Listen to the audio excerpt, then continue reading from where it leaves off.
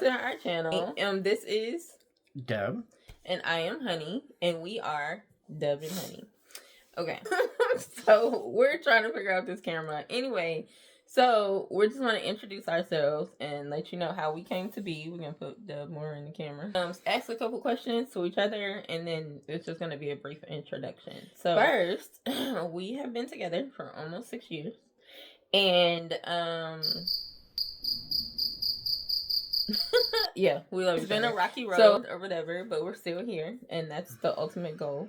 No relationship is a relationship if you haven't had troubles or struggles that have brought you along the way, and we are working through those. And so we're gonna kind of like document our lives and like discuss things and like go from there. If you see this video and you have any questions, definitely put them in the comments, and then we will respond from there, and that'll also help us keep the momentum going. Make sure you like and subscribe for future videos, because I'm going to show a whole bunch of stuff with Dubb, because he is super hilarious. Once you get to know him, he's hilarious. He keeps me laughing all the time. I'm more of the shy one too, so. I'm super shy too, but you wouldn't know it.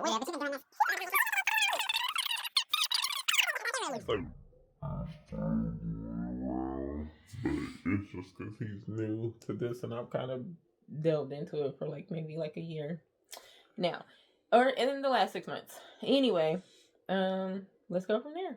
Okay, so for anyone who's curious, like, we are obviously an interracial couple. He's white, I'm black, if you can't tell. And so we're gonna discuss like we're Neapolitan. Neapolitan, strawberries in the middle. We're gonna start with like how we became into interracial dating, and he's gonna go first. It actually started in my early 20s, and I was introduced to someone by someone in my family, and that's kind of how it started. I mean, I've always been open to dating anyone. It never really had a particular type of person, but that's, I'd say more or less that's where it started, and kind of never really went back. So you know the saying. When I was single, like, that's primarily, I was hit on by us, women outside of my own race. So okay, it just happened to be how it went. So basically, you like who likes you. Yeah, I like it. I mean, like I said, I don't really have a type, I guess, but that just kind of became the norm, and I think it became a preference for me over time. So gotcha. Well, I'm gonna be his last, so you don't have to worry about it. Amen. Yeah, I'm done dating. Yeah, he's off the market for the rest of his life, so that's done. All right, and me. So, he is officially the first person I ever for real dated outside my race. Like, I don't even want to say dabbled, because I kind of can make it sound bad, but I've been open, like, for real. But kind of to his point, it was more like, you know, like who likes me type thing. I have, you know, you can recognize when somebody's like attractive or whatever of another race, and I was never like against it or anything, but it just never happened. Like, nothing ever came of it from anyone that I've ever like talked to or whatever. So he is like my first dive into the uncharted waters, and it stuck. So she came looking for me. Okay. She reached out to me, just so you know. I did. So I was at a stage where it was like, you know what, go for it. Like, screw that whole like waiting for guys to come to you type thing. And so I went to him first. It was on Facebook too, wasn't it? Mm-hmm. They just started that Facebook dating. Yeah, it's where we officially met. Facebook dating. So, you know, whatever. But yeah, so I reached out to him, but he said, to be fair, so it's not one-sided. He said that he looked at me, but he didn't think that I would be interested, so he didn't respond to me. And so I reached out to him, and he was like, whoa, like, she reached out to me? Like, he didn't expect it, is what he said. Mm-hmm. Right, babe? Mm-hmm. Okay. I just want to make sure I'm not Nope, putting words in his mouth. That's what he told me. That's true. And I was like, how can you say that? And he was just like, I didn't think that you'd be interested. So, you know, maybe that's something that other guys have thought too, that I wouldn't be interested in going that way. And I think it can be, I mean, you never know for real, like if someone's open to that or not. So I can see that. But he was cute. And I was like, hey. But also, you know, I was still dealing with smoking, and that was that was the thing too. And so that's another reason why I thought you wouldn't be interested, because you weren't a smoker, and it was on your profile that you didn't like that. So I was like, okay, well, that's probably gonna not go my way. And to be fair, also he did mention that while we were talking. He was like, well, you know, I do smoke, so and so I told him I appreciate your honesty, you know, because he was like, I noticed that's a deal breaker, which it was, but I wanted to ask him more questions. I didn't just want to leave it at that, because he mentioned, he was like, but I do plan to quit, you know, so he threw that in there. And I was like, well, I mean, if you already plan on quitting, then I mean, I'm open to, you know, trying to see what this could be, like, you know, or meet you and talk to you and stuff like that, because I never wanted to be someone's reason to quit, because that makes it difficult. Anything that you do for someone else doesn't always stick. Like, it has to be something for you. So when he told me that he had already planned on doing that, you know, part of me was like, is he just saying that to try to get me, or like, does he mean it? Because, you know, people do that too. But and it took some time. It didn't happen right away. It took time. True. It's I can say it's one of the most difficult things that I've ever had to do was trying to quit. It was easy to start, but it was difficult to quit. Yeah, so we did go through some things with that, and we'll talk about all that as time progresses. But what I will say, since he brought it up, is that was one of the reasons why I was like, you know, well, maybe it's worth a chance, you know what I'm saying? Because he already said that he wanted to do it for himself. He didn't say he wanted to do it for me. He mentioned that right off the bat. And that's really what led me to be open. Because if he was like, yeah, smoking, that's just the way it is, I'd be like, oh, okay, well, deuces. Like, I can't do that, because I've tried to do that before, and not trying to change anybody or anything. But when you know what is for you, you do it. And when you don't, it could just be problems along the way. Like, even though he had intended to quit, it still brought problems. But because I knew that's what he wanted to do, I was willing to hang in there. But I had dated someone previously who was just a smoker. And it was like, there was no quitting. And it was like, yeah, I can't do this. Like, I cannot, not long term, not forever. You don't have no intentions, like, ever. And he would mention it casually, but he didn't really mean it, and it just was a problem. And so that was one of the reasons why I made that evidently clear, because it just is, to me, it's like, for me, not a non-smoker, it's like a really like disgusting habit for me. And then it just, when you don't indulge in that, you can taste it, you can smell it, like, it's just icky to a person who doesn't. And but so I can validate that, because once I quit, now that I've, how long has it been? Almost 3 years. Now that I've quit, I can't stand the smell of it.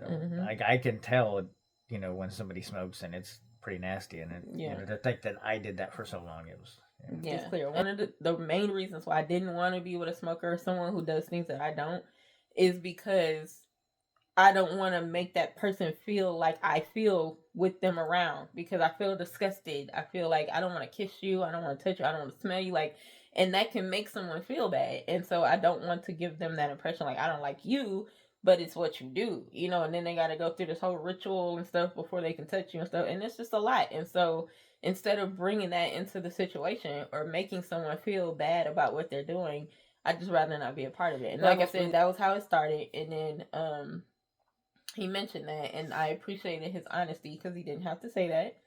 And, you know, honesty goes a long way. You know, it's because he mentioned it, I was like, okay, let's chat. And here we are, all these many years later. Like he said, it has been beneficial to his health, you know, that he doesn't smoke anymore. So, what was you going to say? Oh, I was going to say, it took, luckily, I needed that surgery, because I felt like that really kind of helped me.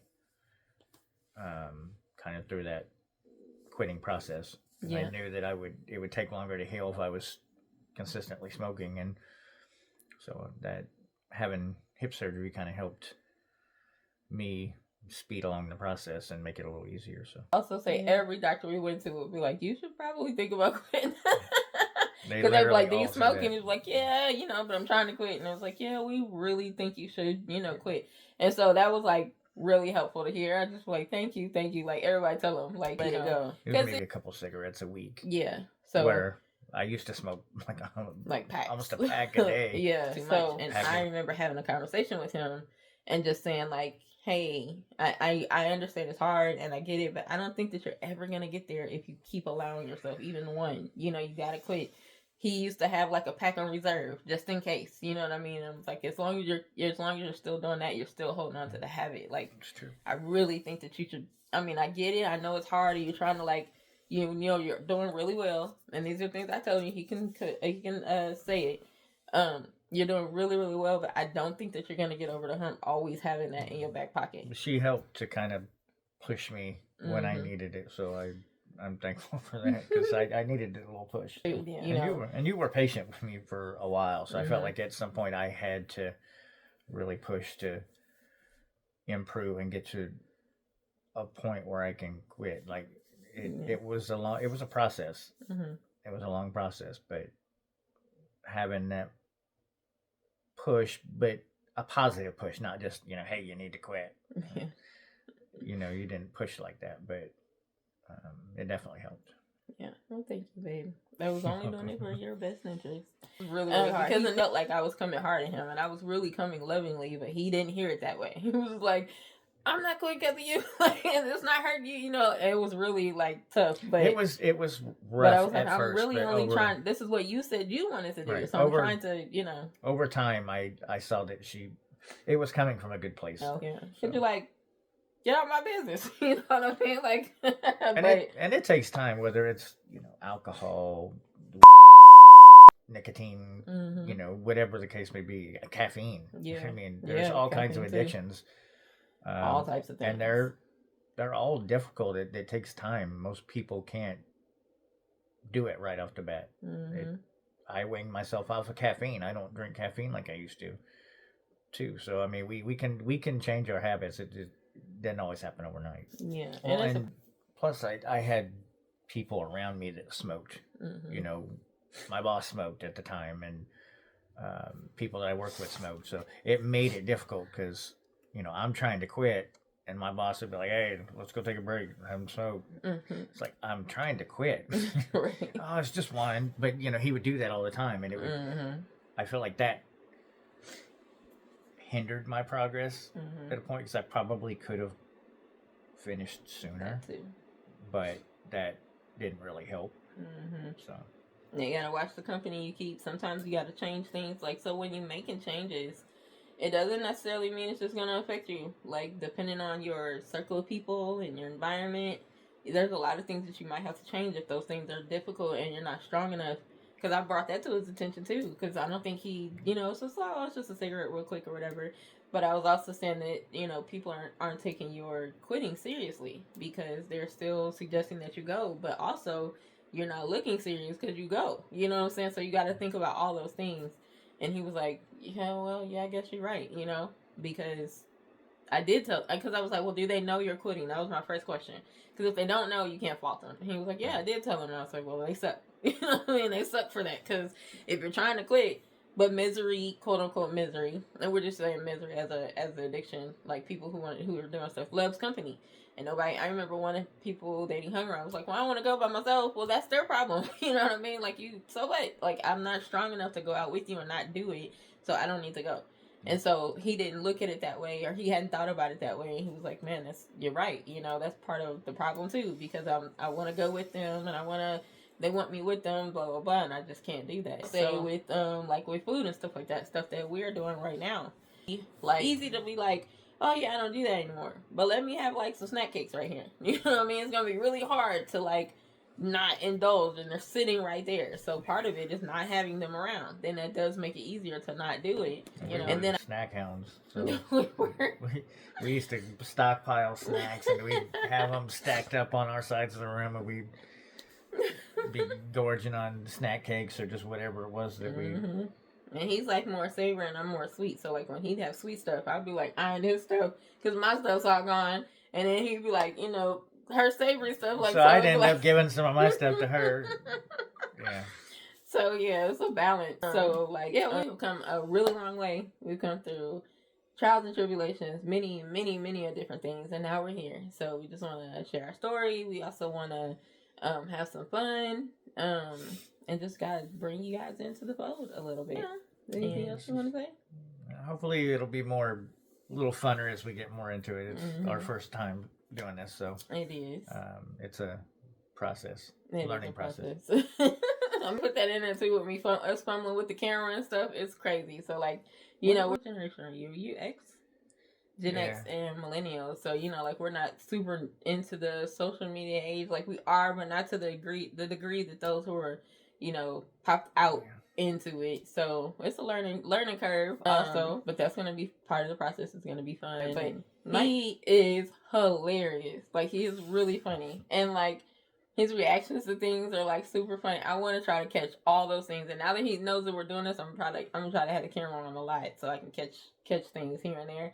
Because we had talked about doing this years ago. We never really started it, so this isn't a new concept. We're just actually doing it. But yeah, I used to record him doing like funny stuff. I don't think I'm as funny as she says I am, but we'll see. And he was like, nobody's going to watch it. I'm like, people will love this. Because when you think about it, we watch stuff like that. You know what I mean? The stuff where people stuff just happens to happen. Or somebody says something funny or does something funny. And his reactions to things are just like hilarious. So I think that it'll be... Well, and we both love to laugh. So, I mean... We do. I laugh at everything. In the beginning... He didn't like it. He was like, "What's so funny? Nothing's funny. I just laugh all the time. Like literally, I'm always laughing." Made me mad because I'm like, what the hell are you laughing at? God damn it! What is it? What? He would not. I thought she was making fun of me or something. And after time, I got it. That this is just me. So, I literally just laugh at everything. She literally laughs at everything. We don't even have to be talking. She'd be on her phone doing something else, and I could walk in the room and she just starts belting out laughing. I'm like. It took him a minute to get used to it because he took it personally, thinking I'm laughing at him, and I'm just laugh, literally just laugh. And what I will say about that is too, for like the longest time, I used to like try to like hide it or curb it but it's just who I am, and it's like I'm tired of not being me. I can't help it. Like it's just who I am, right, and so I try to explain it to people. Right, it's not a bad thing. Yeah, you just have to get to know someone and know how they are. Yeah, I like to laugh too. I love to laugh, so it just made more sense when I understood kind of why she did it or how and where it's coming from. Because I'm just a typically generally happy person. That's how I try to describe it. I'm just typically a generally happy person. I'm like happy-go-lucky, whatever. And I like to smile and frown, and so laughter has just been my thing. And people like, is it like nervous laughter? You do it when you're scared? I was like, maybe, but I do it all the time. So it's like for anything. It doesn't matter. I could be upset. I'm gonna laugh. I could be mad. I'm gonna laugh. I could be happy. I'm gonna laugh. Right, that's just how she responds to everything. I laugh all the time. So it's something I began to accept about myself because a lot of it was how people received it that made me feel like something was wrong with me. But I don't care anymore. But like I said, I love him. So it was like, I want him to understand this is just me. It's nothing against you. Like, don't take it personally if I laugh at something. Because it's just, I laugh to keep from crying. You know what they say? Like, whatever. But yeah, so y'all see that too. And then when things funny happen, I like post some things that are funny along the way. And then we plan to do this consistently, like where we're on here having discussions and talking and stuff. And we'll delve into more other things. This is more just like an introduction. But yeah, like I said, whoever comes across this, please like and subscribe for more videos that'll come in the future. And if you have any questions, definitely leave them in the comments. And we will see you guys next time. Bye. Bye. Deuces. Deuces.